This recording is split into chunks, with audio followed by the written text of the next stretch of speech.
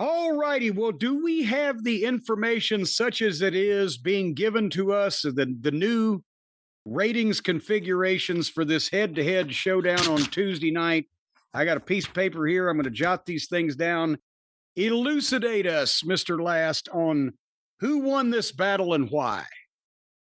All right, Jim. Well, we do indeed have the numbers, and I guess we'll do two sets of ratings here because it's NXT and AEW. NXT's at home on Tuesdays. AEW is a visitor. So why don't we go to NXT first?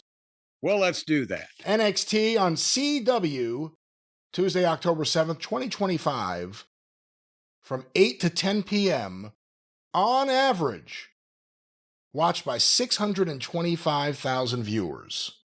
Boy, howdy. And that, I guess maybe you'll be able to tell us in a second if that's up or down from the previous week, but that is a roundabout or a little bit better than AEW has been doing on Wednesday nights. So where does this stand in the NXT trailing average or whatever? Is this better or worse than they have been doing with the previous rating system? Well, again, it's hard to say how you can compare one to the other because this is now week 2 or 3 for NXT not having the old rating system.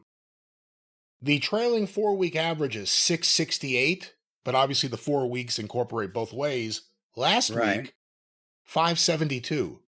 So this is up 9%. Jeez. Okay, so they gained over 50,000 people because of their big showdown event. Even with the new measurement style, is what I'm saying. And with NXT, we don't have quarter hours, we have half hours. And these were compiled by WrestleNomics. So these are only the half-hour breakdowns. So we'll have to see how this affected AEW one way or the other. Half hour 1, 8 to 8:30 p.m. A recap. The Hardy Boys versus Dark State with an ad break. The post-match with Team 3D. Isn't that funny? They're only allowed to be called Dudley Boys in WWE, and they're doing something with TNA. They still can't call themselves Dudley Boys. Team NXT versus Team TNA women's elimination match start. 699,000 viewers. Yikes. So that was significantly above what their average turned out to be. Is this going to be a deal where they turned in big and then zone out through the show like AEW, or did they have peaks and valleys here? And by the way, 163 in the key demo approximately. Segment 2 or half hour 2, 8:30 to 9 p.m. Continuation of the women's elimination match. Ad break times 2 and picture-in-picture 1 time. The Ava Santino Marella backstage angle. Oh, thank God I didn't see that. 672,000 viewers. Pretty consistent there. Not a big drop. 27,000 people. 150 in the key demo. The big 9 o'clock hour, 9 to 9:30 p.m. The Ethan Page versus Mustafa Ali match with picture-in-picture. El Hijo del Dr. Wagner Jr. and Lexis King and Tavon Heights backstage angle. An ad break. JC Jane and Jada Parker and Lola Vice and Sal Rucka and Zarya and Blake Monroe's backstage angle. Followed by an ad break. 622,000 viewers. Holds on to 150 in the key demo. I hate that because they lost 50,000 people, but nobody in that age group is what you're saying. They're trying to tell us here. Isn't that interesting? But I hate that Ali and Page lost viewers since that was the only thing worth watching all night from either channel.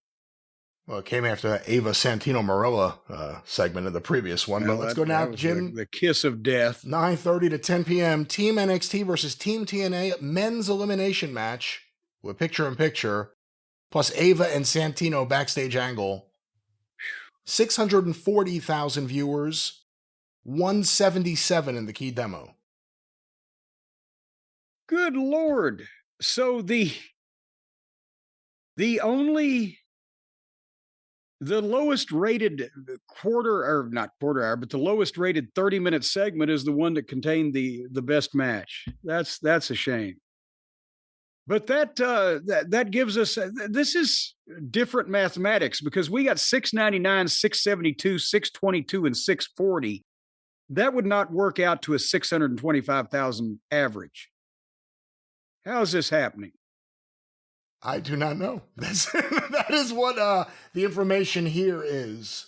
So I can't tell you anything other than that.